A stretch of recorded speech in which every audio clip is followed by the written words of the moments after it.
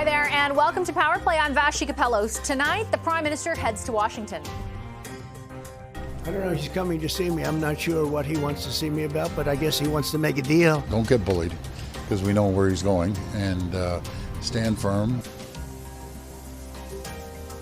Prime Minister Mark Carney has touched down in D.C. ahead of his high-stakes sit-down with U.S. President Donald Trump. We've got everything you need to know ahead of tomorrow's Oval Office meeting. In moments, Ontario's Washington representative David Patterson, who has been meeting behind the scenes with top officials, will join us. Then we'll get the latest on Canada's plans and the Trump factor from our senior political correspondent Mike Couture and Washington Bureau Chief Joy Malvin.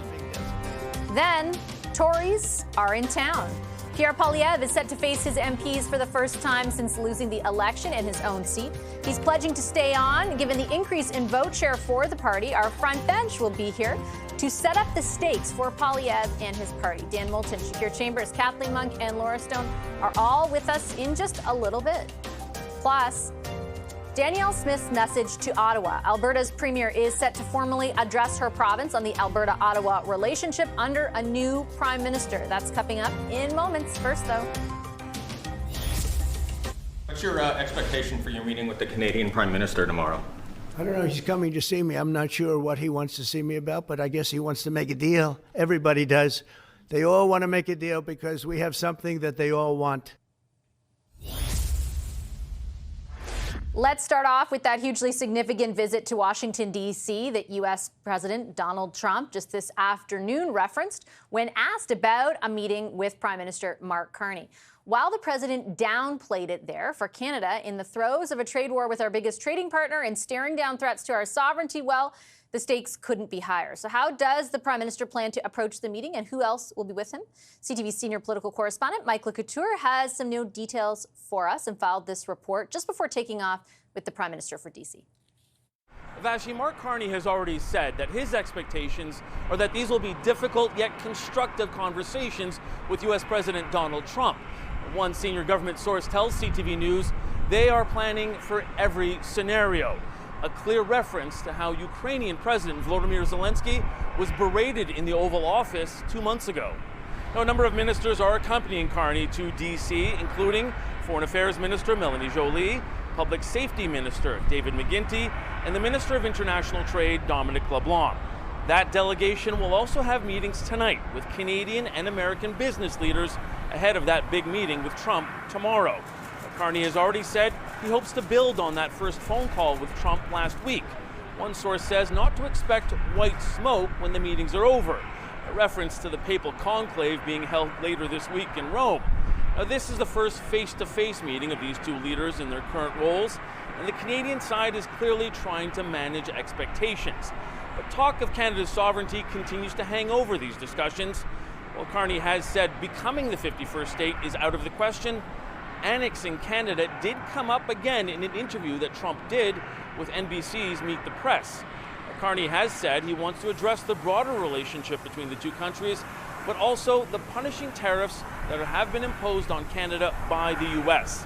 Those levies continue to affect Canadian business, and removing them remains a top priority.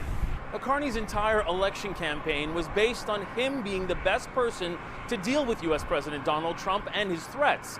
So, Vashi, a lot is riding on this meeting. That's our senior political correspondent, Mike Couture. Ontario's Premier Doug Ford this afternoon had this message for Prime Minister Carney ahead of that big meeting. You know, I just mentioned to him, don't get bullied, because we know where he's going, and stand firm. We're their number one customer, and yes, they're our number one customer, but just be strong, and we have your back. Ford last met with Trump's Commerce Secretary back in March. He was alongside then Finance Minister Dominic LeBlanc. The pair left that meeting pledging behind the scenes work between officials on both sides would continue. Leading those talks is David Patterson. He's Ontario's representative in Washington. Hi, Mr. Patterson. Pleasure to welcome you back to our program. Thank you for making the time. Thanks, Vashi. My pleasure. So you've been one of the people in the midst of this federal election who has continued to be in close contact with officials on the U.S. side. And I wondered what your overall read of the state of things at the moment ahead of this visit is. Like, what is the state of the relationship and the trading relationship between our two countries at this moment? Well, it's a good question. I think that as our new prime minister makes his way here today and has an important meeting tomorrow, two or three things have really changed over the last 2 months. And I think those are things that his team will be briefing him on quite a bit. And I think number one is that the rest of the world has caught up with us here. When this started months ago, it was just Canada and fentanyl tariffs and Mexico. And now there's 100 countries around the world that are here in Washington and very, very worried about the tariffs that were initially imposed on them on April 2nd, many of them, above 50%, and then they were brought down more around the area of 10%, except for China. And the second thing is that because of all of that, the Trump administration has really wanted to try and do some things to calm the market, the bond market, the stock market. And we saw some of that with the auto sector last week as well. And that's something we've been working very hard over the months here as Ontario with the industry here in Washington. And we saw some positive things in terms of no tariffs on our parts, for example, which is something we've been working on very hard and really making the case that it's in the United States' self-interest to do that. And so that's positive. But really, China is the focus now. And while the other countries around the world have seen their tariffs go down to 10% and ours in Canada are 0, China is well over 100%. And so everything comes in that context now. And I think the Prime Minister will want to be ready in that context. Can I ask you to expand on that? Do you mean that the president and his team are viewing, I guess, trade with other countries against the backdrop of the tensions more specifically with China? And what are the implications for Canada on that front? Like, what do you think he's looking for from us on that? Well, I think you have to read the overall context when you're coming in. Of course, the focus is on Canada. We want to see our tariffs go to 0 and all of that. But of course, the Prime Minister's also been very clear that we have work to do at home, and we're making important trade and interprovincial trade province-wide and country-wide in Canada as well. And so I think he can come down here with some good confidence that, we have an economic plan that is our own in Canada. We see all the world engaged in all of these things, but Canada in that context looks much more like your ally. And in particular, when China is the focus, we have what the Americans need. And despite all the rhetoric, they know that. I see that day to day when I'm dealing with people in the administration. And now, for example, is a great time for a discussion around critical minerals, because as China cuts off critical minerals that are essential for military and for automotive and robotics, we have all those in Canada. And so a great context for the Prime Minister is to say, look, we have a defense agreement. We still have NORAD. We have these things. If you want to do these things with us, we have an awful lot to offer you. So I think he can have confidence in that regard. And what is your sense after having, you kind of indicated there that some of the facts appear to be resonating, at least that's how I interpreted it, and the fact that we've seen, USMCA compliant goods get almost an exemption, I guess you could say, and in particular, most recently, as you pointed out with the auto parts, like, is your feeling that there is some reason, at least, I don't want to say a lot of reason, but some reason to be optimistic that the facts are actually resonating with people around Trump? Yes, I think so. I mean, we've been working very hard since Premier Ford came down and met with Secretary Lutnick and with Ambassador Greer. I've been working with their chiefs of staff for the last 2 months on that, and we've seen progress in a variety of ways. And if you think back to where we were when we started, we have USMCA compliance as a way for our companies to be able to trade without those fentanyl tariffs. We have duty-free passage on our auto parts now. We have half a tariff, if you will, on our automobiles, but the rest of the world has a 25% tariff. And we also have a 0% base tariff. And so we've been making brick by brick, we're taking down these walls, but there's more work to do. And of course, it's a very volatile president and a very volatile situation. So nobody should be doing any victory laps, but we're in a relative competitive advantage to most other countries in the world. And I think it's a great time to sort of step back, say, I'm in no rush. We have lots of things to offer to the United States. Let's talk about those things. And I hope that's sort of the context for tomorrow. You, of course, represent the provincial government in D.C. And we have seen, and we did see prior to the election, a lot of presence from premiers. We know that there was sort of this like vacuum at the federal level because, of course, the federal government was sort of imploding, and then there came a leadership election, and then there came an actual federal election. I'm wondering from where you sit if you think it is going to be easier, essentially on the ground in Washington, now that there is somebody, speaking for the federal government in an official capacity in the Prime Minister.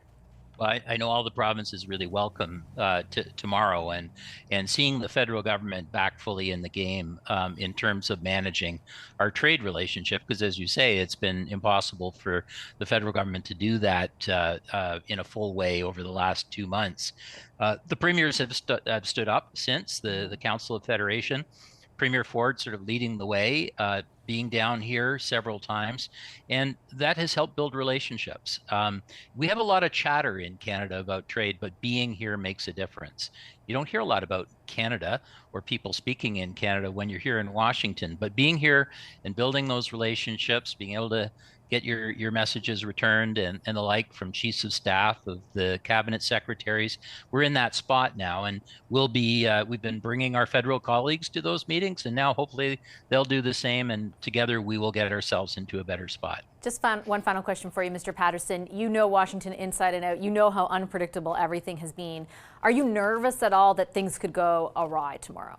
No, I'm not really nervous. I mean, I think that we are in a permanent change for trade in the world. And I think we're not going back to a nostalgic day of yesterday. So it's really wise for us to make our own future and do it both at home, as we're doing with removing trade barriers and getting projects moving, building pipelines. These are all really good things to do to control our own future. But you can't turn your back on a partner like the United States. We love Americans. We do 80% or more of our trade with them. They're going through some different approaches, but actually what does work is to point out that we're not just your best ally, but we're your best ally in your own self-interest, and that's making a difference. Okay, Mr. Patterson, I'm going to leave it on that note. I really appreciate you making the time for the conversation. Thank you. Thanks, Vashi. That is David Patterson. He is Ontario's representative in Washington, being involved, as you heard there, behind the scenes for the last few months, talking to the chiefs of staff of the Commerce Secretary as well as the USTR. We were having that conversation ahead of a high-stakes meeting tomorrow. Prime Minister Mark Carney, now actually in Washington, touched down not too long ago this afternoon. He was greeted at the airport by U.S. Acting Chief of Protocol Abby Jones, U.S. Colonel Randall J. Husser, and Canada's Ambassador to the U.S., Kirsten Hillman.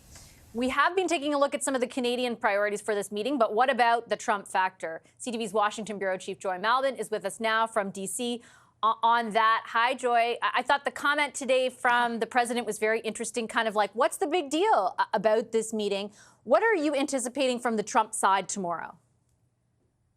Well, that's the thing with Donald Trump, right? Yeah, I mean, he downplayed this meeting. He was asked a couple of questions, which is really interesting. A reporter asked, why are you still talking about annexing Canada? Is it because Russia's big, Canada's big, China is big, and do you want Canada to be big?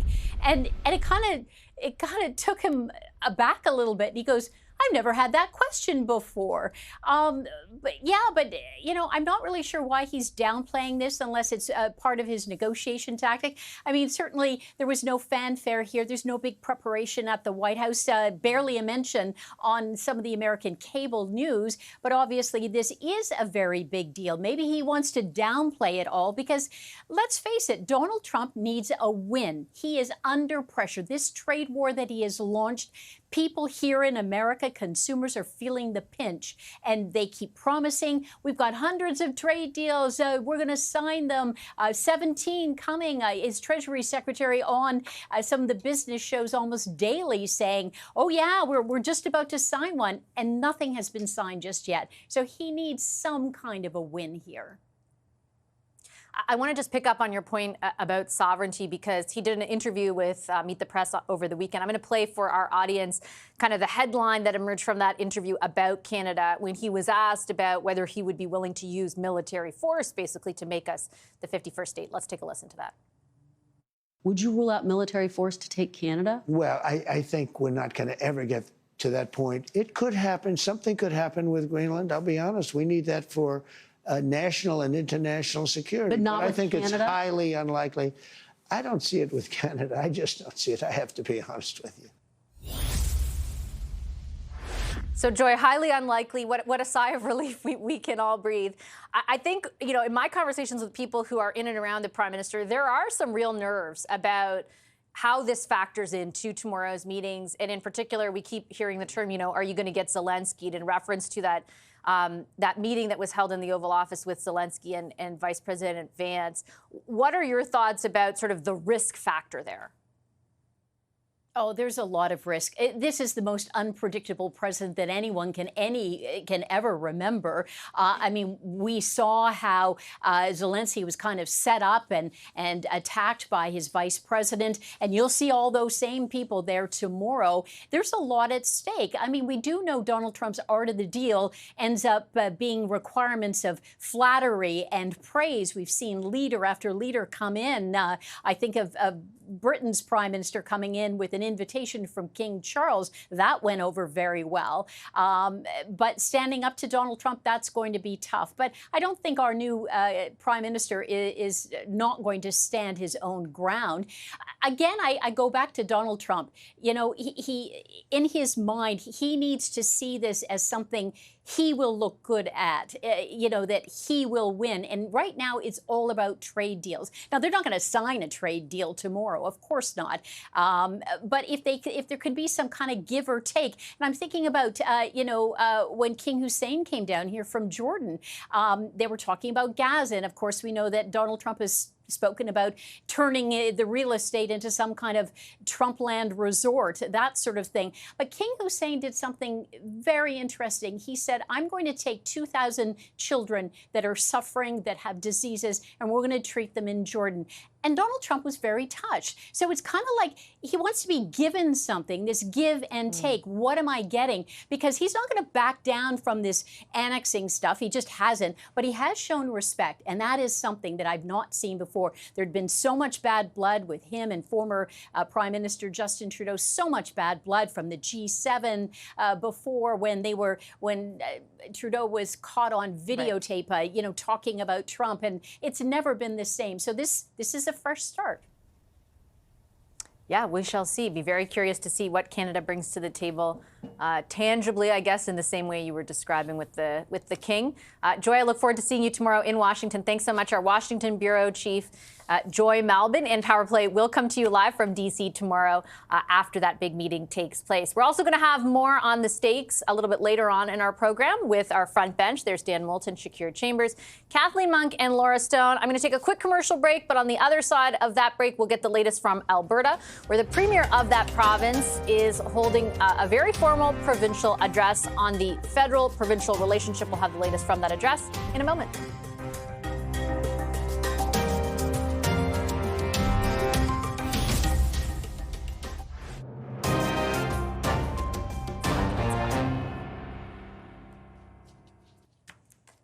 Welcome back to Power Play. Danielle Smith has just delivered a provincial address on Alberta's relationship with the federal government. The address follows her first post-election meeting with Prime Minister Mark Carney Friday. All but 3 seats in Alberta went to the Conservatives, and tensions between the province and federal government have long been a thing.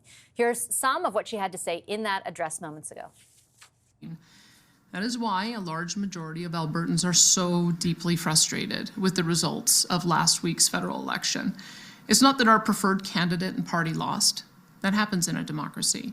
is that the same Liberal government with almost all the same ministers responsible for our nation's inflation, housing, crime, and budget crisis, and that oversaw the attack on our provincial economy for the past 10 years, have been returned to power.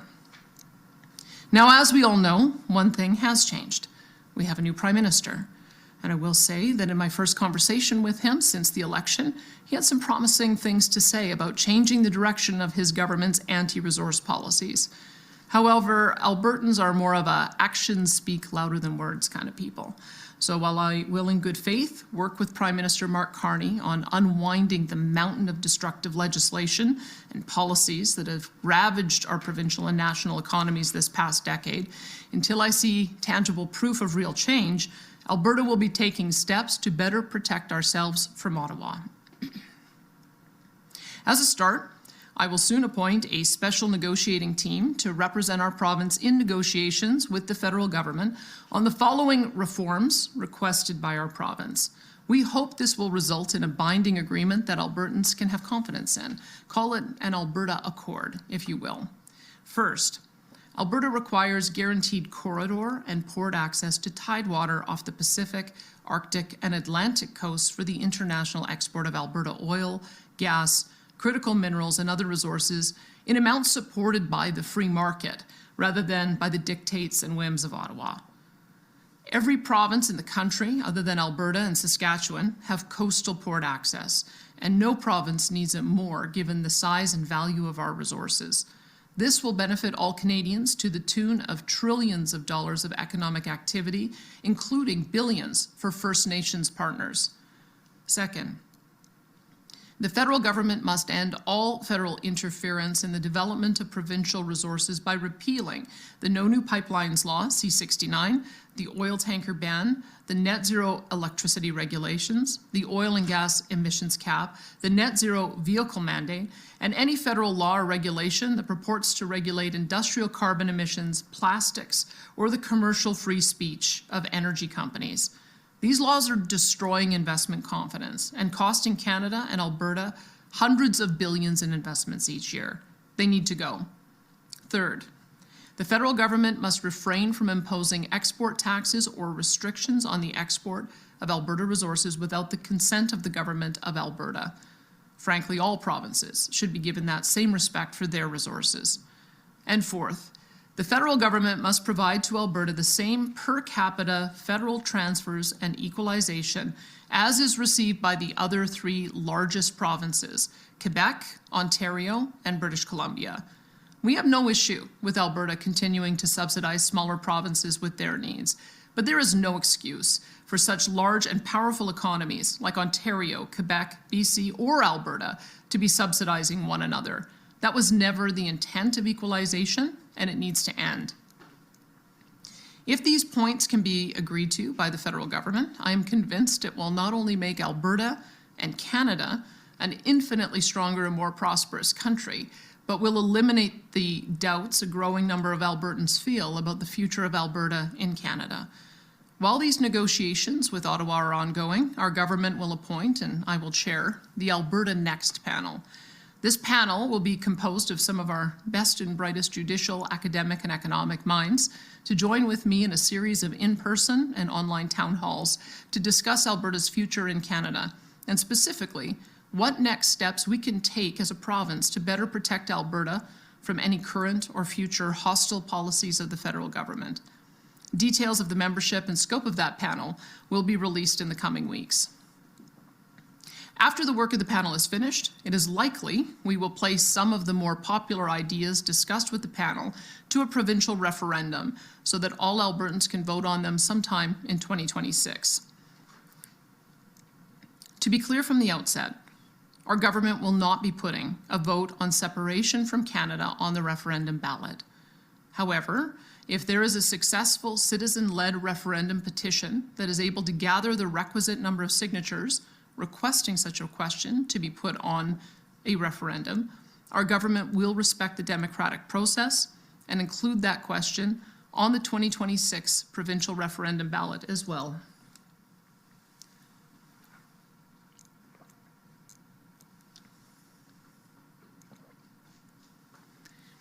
I also want to state unequivocally that as Premier, I'm entirely committed to protecting, upholding, and honoring the inherent rights of First Nations, Métis, and Inuit peoples. Therefore, any citizen-initiated referendum question must not violate the constitutional rights of First Nations, Métis, and Inuit peoples, and must uphold and honor Treaties 6, 7, and 8 should any referendum question ever pass. This is non-negotiable. Now let's talk about the elephant in the room, that being separation. We are well aware that there is a large and growing number of Albertans that have lost hope in Alberta having a free and prosperous future as a part of Canada. Many of these Albertans are organizing petitions to trigger a citizen-initiated referendum, as I mentioned earlier. The vast majority of these individuals are not fringe voices to be marginalized or vilified. They are loyal Albertans.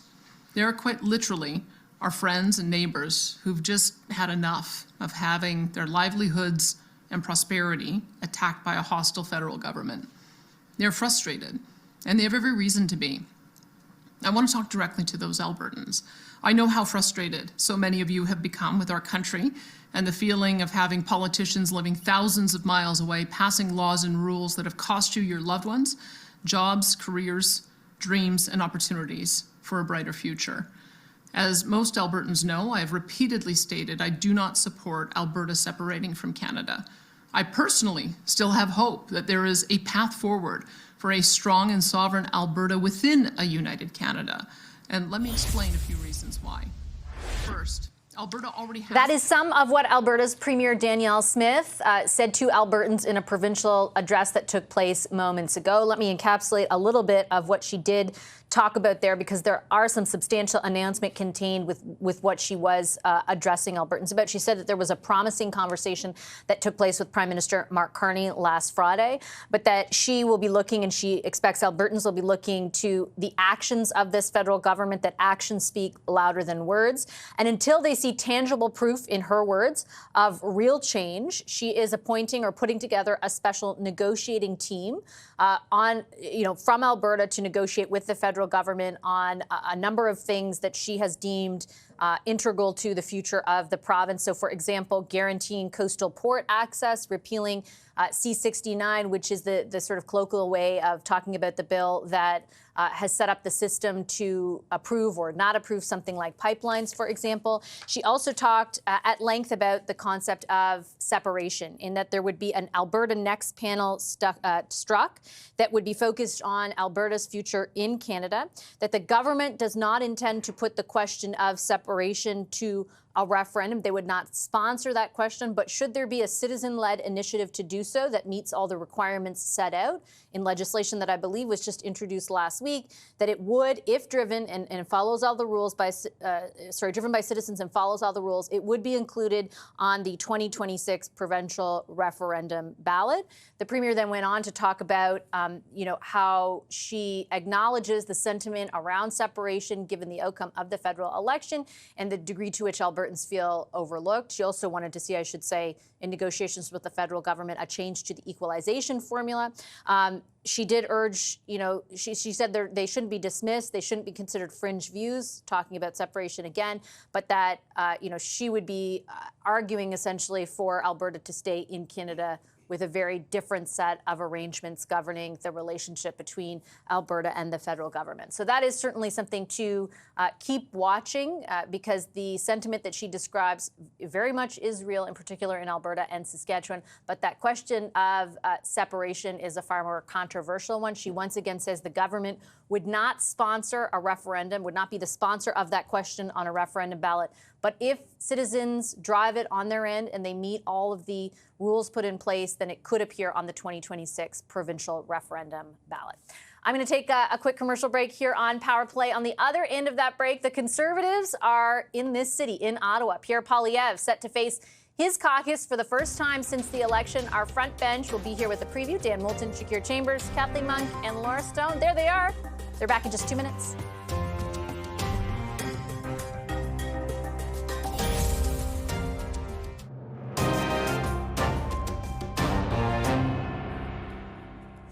Pierre Poilievre is set to face his caucus here in Ottawa tomorrow for the first time since losing the election and his own seat.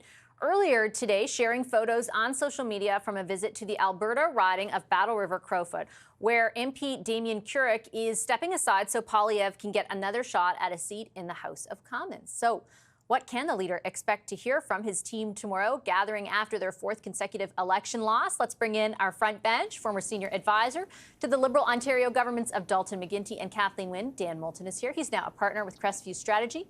Shakir Chambers is a vice president at Oyster Group. He worked in Prime Minister Stephen Harper's office before becoming a policy advisor to the International Trade Minister.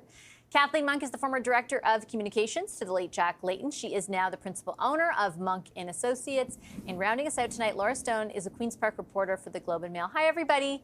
Nice to see you for the first time since the federal election. So I'm just going to play a quick video because our newsroom just got, I think Pierre Poilievre just posted something, kind of his first video address beyond just a few statements here and there. So I'm going to play a chunk of it and then we'll get into a discussion about what happens tomorrow. Let's listen to that. Well, it's been about a week since the election, and it didn't go how we wanted. But when you get knocked down, you get up and get going. And we've got a lot to be thankful for. I'm thankful for you, the countless people who packed out our rally halls, our 2.3 million extra votes, the 25 extra seats, the breakthroughs in Ontario and BC, the expanded coalition of young people, union workers, entrepreneurs, soldiers, and countless others who had never voted before and are now supporting our conservative cause. Now, it wasn't enough. We didn't get over the finish line, which means that I need to learn and grow, and our team needs to expand. That will be my mission. All right, I need to learn and grow, and essentially sort of prosecuting a similar case as the last time we heard from him after election night, early in the morning, Tuesday morning, before he had lost his own seat. Dan, do you think his leadership of the party is in peril at all?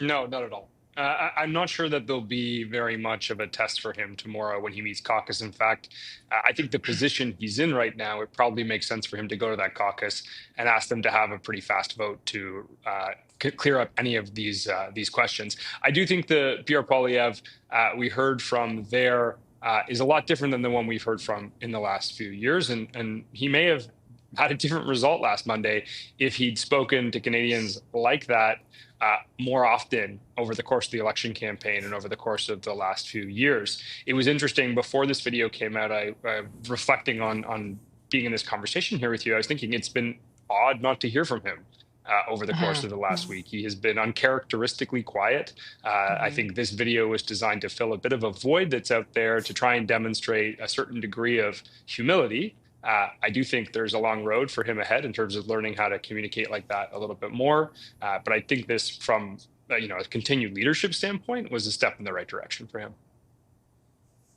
Yeah, I think, Shakir, certainly, it's not necessarily a tone that we're used to at all. But I also, to Dan's point, I mean, he is going to continue to make the case that they made big gains. He tried to say it Monday night before he lost his seat. He'll definitely make that case tomorrow. What is your sense of whether caucus is behind that message or whether they're a little bit, worried?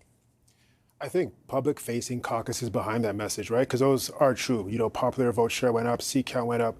But at the end of the day, a loss is a loss, right? And there are things that we did wrong. Mm-hmm. If we did everything right, we would have won the election. So there are things that went wrong, and I think he needs to address that, both in terms of what is kind of the immediate strategy in terms of being in opposition? How are we going to move forward? I think Andrew Scheer laid a bit of that out earlier today, talking about, we can support the Liberals on Canada-U.S. relations and Trump's tariffs, but there's some other areas where we'll obviously oppose them.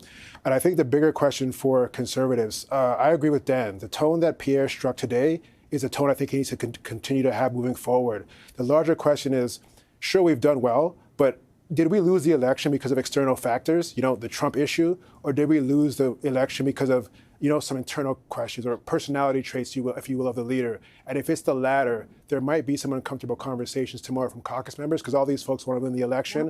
And I think Pierre is going in the right direction with the tone in that video. But can he maintain that over 2 years, 3 years until the next election? That's going to be the question. It will be really interesting to see, Kathleen, the degree to which there is an actual open or voracious examination of what happened, because it's almost like you can get caught up in the idea that you did gain all these extra votes and you did win this huge share of the popular vote. and not necessarily really examine where you did go wrong, because you did. Like, you lost, the leader lost his seat, and they lost the election, an election that they were supposed to win up until basically mid-January. Not only that they were supposed to win, but like, let's remember, they had amassed millions and millions and millions of dollars more than any of the other parties, even combined, in terms of their fundraising prowess, the ability that they had to spend both pre-campaign. You know, they just had so many advantages. And I'm sorry, but I don't hear what my colleagues, Dan and Shakir, are hearing in that video. I don't hear the humility that they point to. You know, in communications practice, it would be normal when you don't want to face a tough audience, you would do a video like this, and you would do it on video to ensure that your leader gets the message out as a clean hit. And doing it on site in his newly adopted riding, Battlefield Crowfoot, is certainly a good location for it. But his hand has been forced. He's about, what, 12 hours, maybe a bit more, 16 hours out from caucus meeting, you know, half a day or a bit more tomorrow. And he's putting this message out now. We haven't heard from him in over a week. And I think it's really a bit late. I think if I was advising him, I would have done a video like this, you know, late last week, to ensure some of the stories that were bubbling up over the weekend about disgruntled caucus members, needs to change the core team around him, the executive team, that changes need to be made, all those anonymous conservative sources that are popping up. It could have quietened that if he had gotten out quickly. But his silence has been in some ways deafening. And to the point about them, conservatives continually double down on some of the data points, there are counter data points that could have pointed to their strengths for why they, even with a shift in ballot box question and framing, they shouldn't have lost this election, yet they did. Last word to you on that, Laura. Look, I don't think there's any imminent threats to his leadership. I think we've seen a pretty public backing of Mr. Poilievre. There doesn't seem to be anyone waiting in the wings looking to push him out or force him out of the leadership. I think as the dust is settling now, it's probably dawning on a lot of the conservatives that they're in for a few more years in opposition, right? I think they came off the election. They obviously didn't win, but they were proud of some of the gains that they made, some of the seats they picked up in the Greater Toronto area, in Windsor and Southwestern Ontario, and they felt like their tent was broadened. I think now they're sort of settling into the fact that we're going to be doing this again for 2, 3, maybe even 4 years, depending on how Prime Minister Carney governs. I think that's probably a bit of a tough pill to swallow at this stage for some of them, and they need to rethink that strategy. And maybe Mr. Poilievre is going to have a change of heart in how he presents himself. I think it's a bit odd to thank supporters and others for the election campaign and not thank the people of your own riding and your opponent. And I just wonder how much humility there is in that. I haven't seen any public statements from Mr. Poilievre on that, unless I missed it in the last 30 minutes. He hasn't said anything about losing his own riding of 20 years. So I think that he should have, and he still should, come out and say something about that if he does indeed wish to show some humility in the face of defeat. Maybe he'll do an interview on this program about it. We've certainly extended the invitation. I'll take a quick commercial break. The front bench is back on the other end of that break to talk about the Prime Minister's big meeting with Donald Trump tomorrow. We're back with that conversation.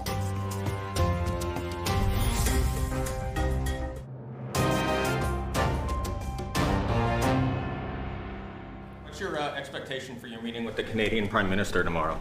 I don't know. He's coming to see me. I'm not sure what he wants to see me about, but I guess he wants to make a deal. Everybody does. They all want to make a deal because we have something that they all want. You know, I just mentioned to him, don't get bullied, because we know where he's going, and stand firm. We're their number one customer, and yes, they're our number one customer, but just be strong, and we have your back. Prime Minister Mark Carney has touched down in D.C. ahead of the meeting we've been waiting for since he became Prime Minister, a sit-down with U.S. President Donald Trump. Here's what the Prime Minister had to say when asked about the meeting late last week. Our focus will be on both immediate trade pressures and the broader future economic and security relationship between our two sovereign nations. My government will fight to get the best deal for Canada. We will take all the time necessary, but not more, in order to do so. Do not expect white smoke out of that meeting. There'll be white smoke probably later somewhere else in the world this month, but do not expect that. Our front bench is back to talk about the prospects for this meeting. Dan Moulton, Shakir Chambers, Kathleen Monk, and Laura Stone. Shakir, I'll start with you. If you were one of the people in and around the Prime Minister right now, how nervous would you be about the possibility of something going awry tomorrow? I mean, with Trump, it's always a possibility. But I think, if you even watched that interview yesterday, he clearly has respect for Mark Carney because he's still calling Justin Trudeau governor, but he's calling Mark Carney the prime minister. So I think he's starting from a pretty good base. But I think for Mark Carney, I think get the facts straight. I think he needs to understand why Donald Trump, thinks he's subsidizing our country over $200 billion. That doesn't make any sense. Don't be offended by it, but make sure you can point out the factual incorrectness of that statement and build the fundamentals and chemistry from there. I think also it'd be wise for Mark Carney to kind of put himself in Donald Trump's perspective. Obviously, I know annexation is a non-starter, but I think there's some concerns. There's some underlying things that Donald Trump wants from our country, whether it is critical minerals, whether it is oil and gas, whatever that is, kind of understand that and use that as a base to kind of move our negotiations forward. And I think on the Canadian side, I know Donald Trump says, he doesn't care about polls and whatnot, but I mean, his management of the economy, the way Americans view his use of tariffs, those things, they're not supporting him on this. And so I think we do have a bit of leverage as we go into this. I think for Donald Trump, as he moves forward into, next year and a half, and you get to midterms, people are probably quiet right now for fear of what Donald Trump would do in terms of retribution. But I mean, for American politicians, the thing they care about most is self-preservation. And I think when they start seeing their numbers plummeting and they're going to probably lose their seats, I think they're going to start to speak up against Donald Trump. And I think that gives us a bit of leverage where Trump wants to make a deal. And I think it's going to be time limited in terms of how long it takes for him to get to that deal with our country, given the economic damage tariffs do in our relationship. Given, Kathleen, that even in those comments today, Trump was so explicit about, making a deal, quote unquote, like Carney wants to come make a deal. Do you think the Canadian side will come with some offerings tomorrow? I think the people around Carney are probably desperate to try to lower expectations about this meeting, right? That this is the first meeting of these two leaders, that it is very workmanlike. Actually, when you compare it to the first meeting that Trudeau had with Trump in 2017, there was so much pomp and circumstance around that. And already you're seeing by Carney's approach, it's much more straight-laced, if you will, brass tacks. But certainly I think that Carney and the team and the public service have been working with ideas to bring to Trump. But the expectations are real, right? We've got workers who are facing, real threats. Workers on both sides of the border are feeling the pain of the Trump tariffs. We've already seen some constriction in the U.S. economy in the first quarter of 2025. So they're feeling it in their pocketbooks too. But I'm watching really tomorrow for, what ideas get floated and also what is the stagecraft of it all, right? Obviously everyone's worried about that Zelensky moment, but also what other moments are there?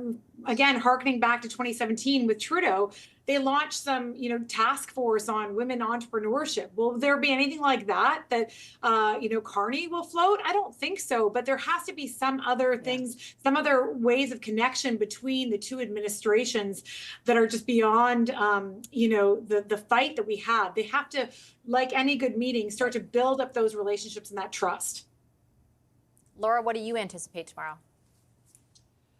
I think this is about tone and optics, to be honest. I don't think Canada or Prime Minister Carney is thinking he's going to walk away with any deal from President Trump. And frankly, if he did, I don't know that it could be trusted, right? I mean, this is not the kind of thing that you can hammer out in the Oval Office over a couple of hours. There's a lot of backroom work that needs to be done on reversing any of these tariffs and rebuilding the relationship. I think it is just kind of a trust building exercise and a bit of a charm offensive on behalf of Prime Minister Carney. I think there's a recognition from both the government and the Canadian public, quite frankly, that and Pierre Poilievre, who said it in his rallies, that you can't control the president and it's all about how you react to him. I think there's probably a bit of nerves around, the wild card moment with President Trump. But I think, for Mr. Carney, the challenge will be just to to stay calm, stay measured, look reasonable, and present the case for a rebuilt relationship with the United States. And I think that's the ultimate goal coming out of tomorrow. I don't think we're going to come out with a laundry list of